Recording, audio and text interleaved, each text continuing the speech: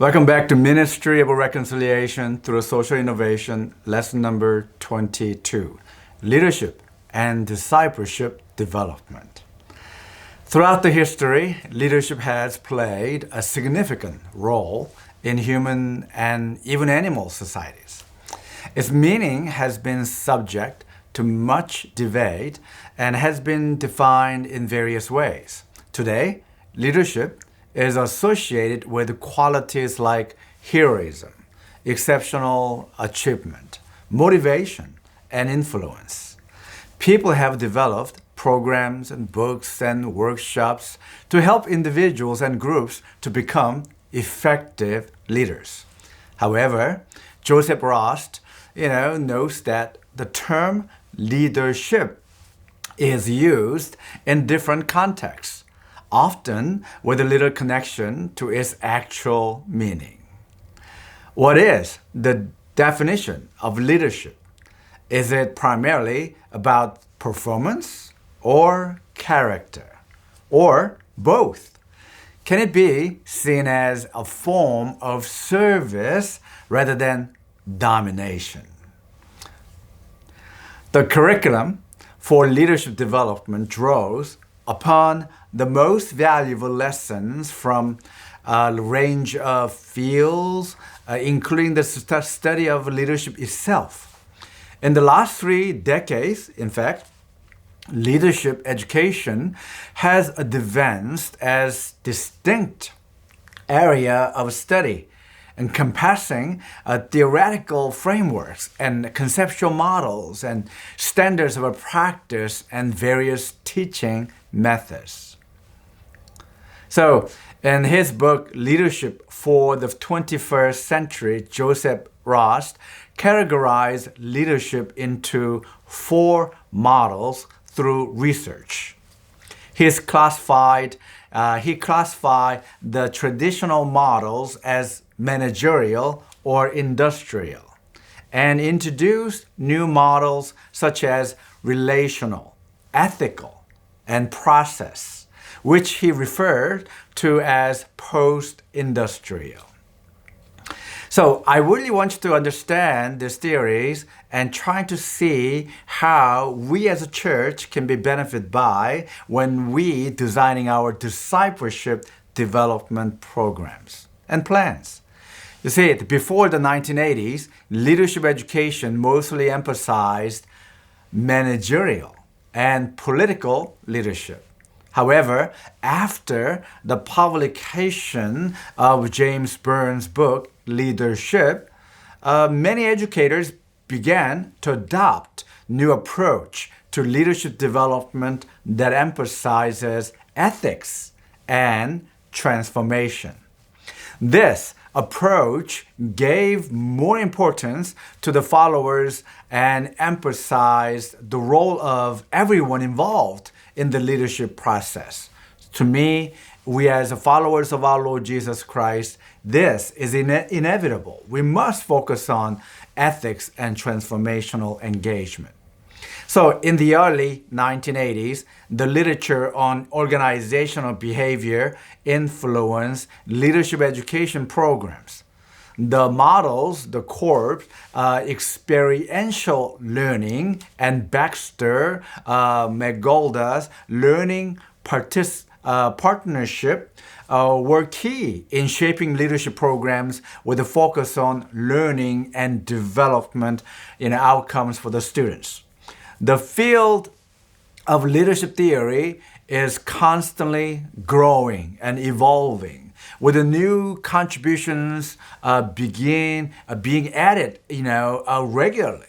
The one example of this is Peter Northouse in 2011 in his student workbook, Introduction to Leadership, the Concepts and Practice, which was created to complement his earlier textbook from back in 1997.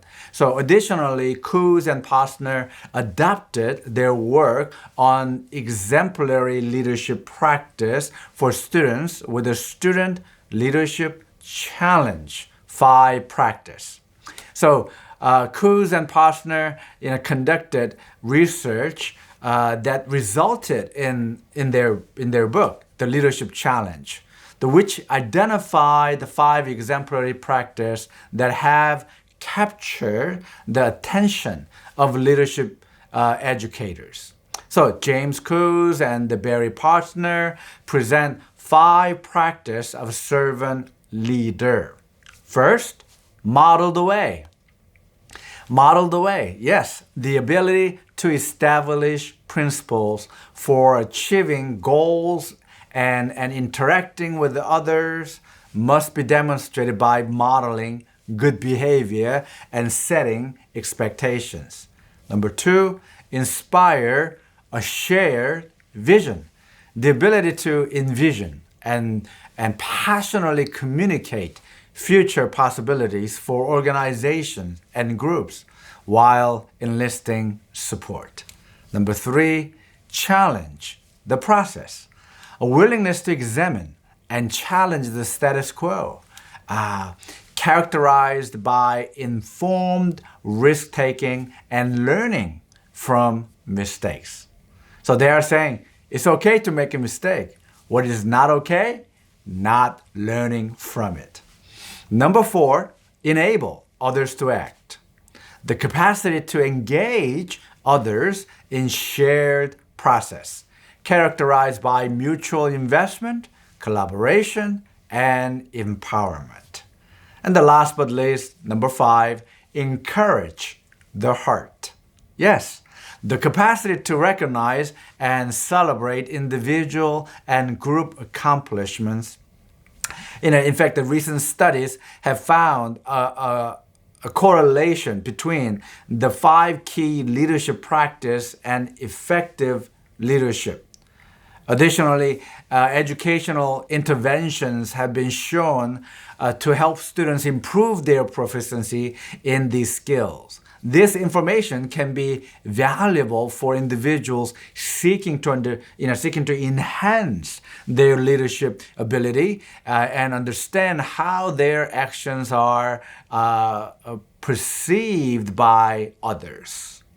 So it is important to note that Northhouse advised, against relying solely on 5 practices for the leadership development.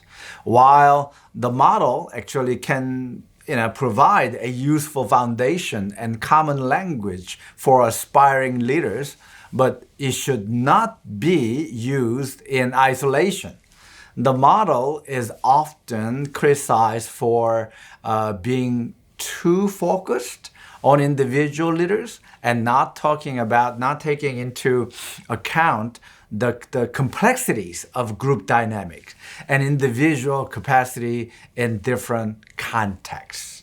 So therefore, it is important to use the model alongside other resources to fully developing leadership skills.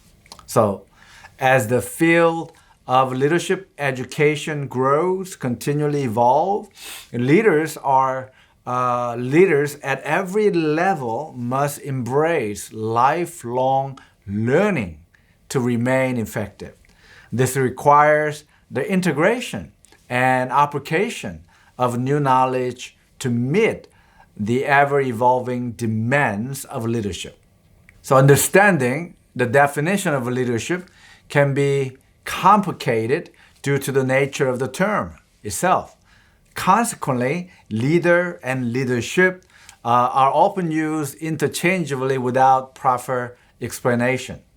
According to Roberts, the leader should possess self-awareness, the ability to analyze and diagnose analyze the environments, flexibility to adapt to situation, and the foresight and imagination to envision the potential of the organization for future growth. And leader development refers to the process of enhancing an individual's ability to be effective in leadership roles and process. So, on the other hand, the leadership development is again aimed at expanding the organization's capacity to carry out the necessary leadership task or collective work.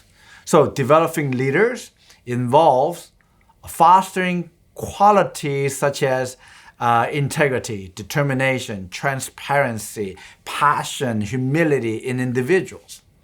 It also entails enhancing their organizational and managerial skills, including the ability to prove direction, motivate and inspire others, plan, solving problems, budgeting, and organizing. Therefore, it is essential to invest in both leader development and leadership developments.